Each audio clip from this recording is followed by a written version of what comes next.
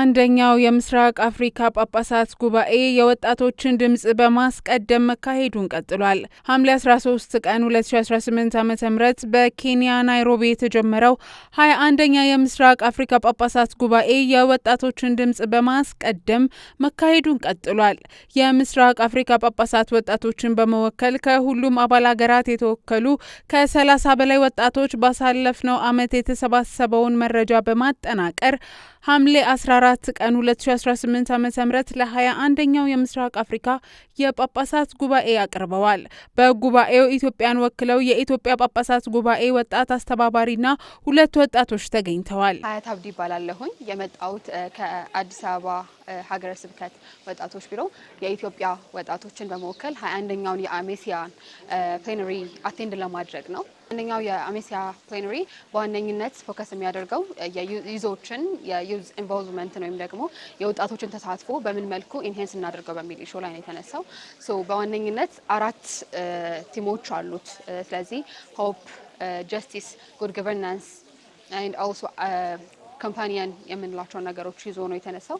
ስለዚህ ከዚህ በፊት ከነበሩት እንደ አሜሲያ የወጣቶችን ዳይሬክትሊ ጥያቄዎቻችን የምናነሳበት ወይም ደግሞ የምናቀርበት ቦታ ደግሞ ኦፖርቹኒቲ አልነበረም። this is the first time ወጣቶች በቀጥታ ጳጳሳቶችን አግኝተው ጥያቄዎቻቸውን የሚያቀርቡበት፣ ሪዞሉሽኖች የሚወጡበት፣ የተለያዩ ሪኮሜንዴሽኖች ለመስጠት የተገናኘንበት ፕሌነሪ ነው ማለት ነው። ያለንን ቸርች ለኛ ምን ተጠናለች የሚለው ነገር ያነሳ ነው።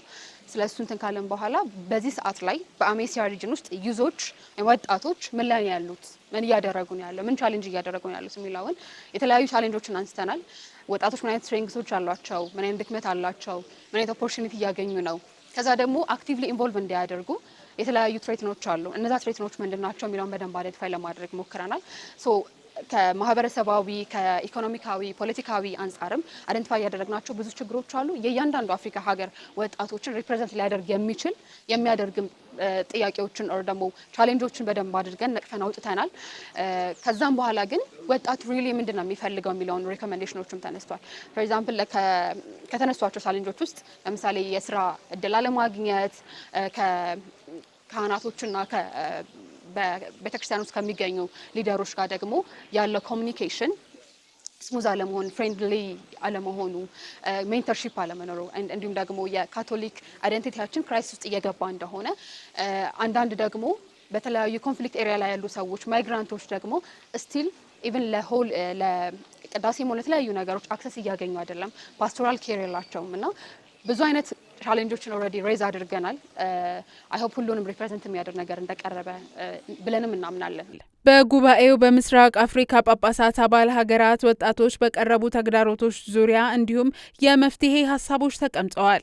ከእነዚህም መካከል የወጣቶች ቢሮ በአሜሲያ ጽሕፈት ቤትና በሁሉም ሰበካዎች እንዲከፈት፣ ከወጣት ጋር እንዲሰሩ ለሚመደቡ ካህናትና ገዳማውያን በቂ ስልጠና እንዲሰጥ፣ ለወጣት ባለትዳሮች ቀጣይነት ያለው ህንጸት እንዲሰጥ፣ ከወጣቶች ጋር ውይይት እንዲደረግ፣ የመሪነትና የውሳኔ እድል እንዲሰጥና ሌሎችም የመፍትሄ ሀሳቦች ተካተዋል።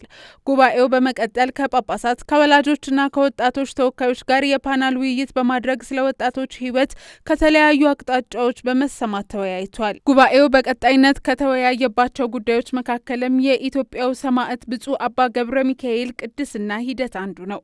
በጉባኤው የተገኙት የጅማ ቦንጋ ሀገረ ስብከት ጳጳስ ብፁዕ አቡነ ማርቆስ በብፁዕ ሰማዕት ገብረ ሚካኤል ህይወትና የቅድስና ሂደት ዙሪያ ገለጻ አድርገዋል።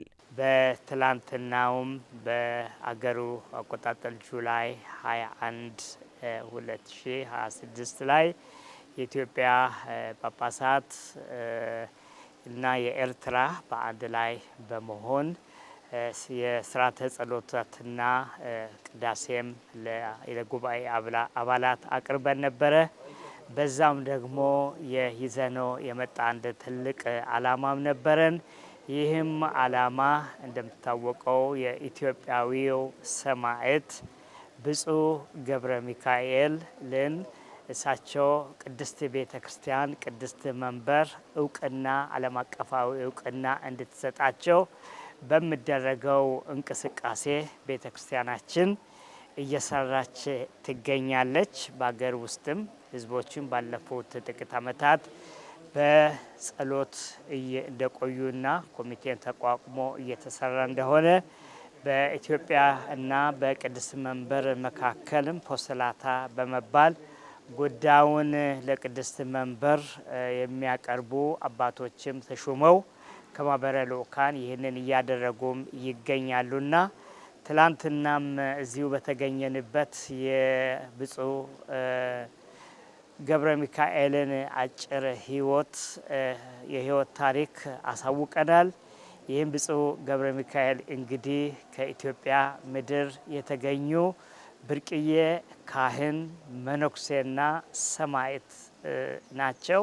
እንግዲህ በቤተ ክርስቲያናችንም ስርዓት መሰረት ይህ ትልቅ ክብርና ሹመት በትውልድ እየቀጠለ የሚሄድ ነውና አሁን ለትልቁና የክብር መዝገብ ላይ ስማቸው እንዲጻፍ ቤተ ክርስቲያን በትልቅ ጸሎትና በትግል ላይ ትገኛለችና አሁን እየሰራን ነውና አብረን እየጸለይን ያለነው ቅድስናቸው እንዲታወጅ ነው።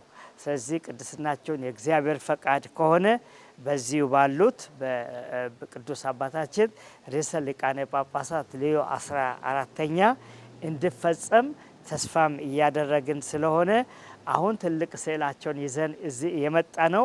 እሳቸው ማንነታቸውን ምስራቅ አፍሪካ እንዲያውቅ እሳቸው ቅድስናቸው ለኢትዮጵያ ለኤርትራ ብቻ ሳይሆን ለምስራቅ አፍሪካ ለሁሉ አፍሪካና እንዲሁም በዓለም ላለችው ካቶሊክ ቤተ ክርስቲያን ትልቅ ተምሳሌት የእምነት የጽናትነት እና የእምነት አፍቃሪ የመሆን በእምነትን በስራ የመተርጎም የማሳየት ታላቅ ተምሳሌት መሆናቸውን ለዓለም ለማሳወቅ ስለሆነ ይህንንም በጸሎት ሁሉም እንድተባበር እየጠየቅን ስለሆነ እግዚአብሔር ደግሞ ይህንን የህልማችንን እውን አድርጎ እኚህን ብፁዕ አባታችን በትልቅ አደባባይ ቅድስናቸው እንድታወጅና የሚያስፈልጋቸውን ክብር በሰማይም በምድርም እንዲያገኙ ጸሎታችን ነው።